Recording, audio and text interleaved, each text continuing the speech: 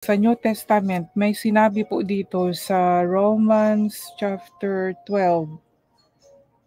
Ang sabi dito sa verse 1, "Kaya nga mga kapatid, nakikiusap ako sa inyo alang-alang sa maraming pagkakataong kinaawaan tayo ng Diyos, ibigay ninyo sa Kanya."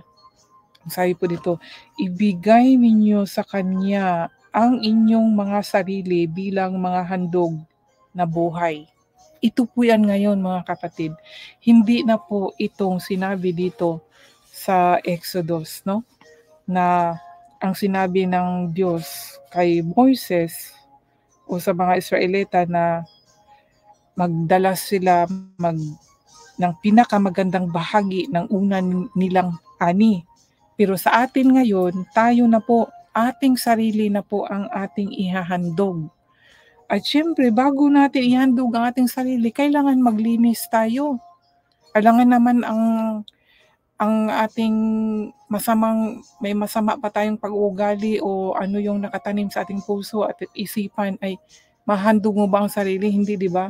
Kailangan natin ng Jesus Christ para maglilinis po sa atin. Patawarin ang ating mga kasalanan, lilinisin po ang ating kalooban.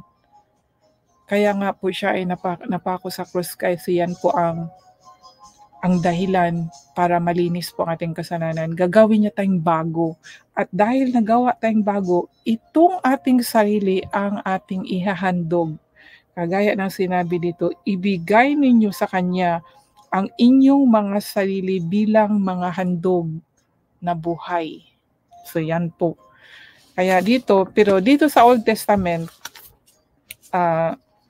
basahin natin para malaman, makilala natin ang Diyos dahil may sinabi siya na ako ay walang katulad at yan nga, siya ang may-ari ng mundo at siya ay maawain. So yan po ang Diyos natin, ano? At mahal niya tayo, mahal niya ang lahat ng tao na dito sa mundo. Yun nga lang, ang tao nga ang may diferensya dahil hindi nakilala ang Diyos. At ang gusto ng Diyos ay makilala siya, ang kanyang pangalan. Makilala po ang kanyang pangalan. Kaya sabi na, huwag tayong magbanggit ng ibang pangalan sa oras ng ating panalangin. Di ba? Asa sa inyo po yan. Dahil sinabi po dito, ulitin ko po Exodus chapter 23 verse 13. Sundin ninyong mabuti lahat ng sinabi ko sa inyo. Sundin po natin. Huwag kayong mananalangin sa ibang Diyos o babanggit ng pangalan nila na sana po ay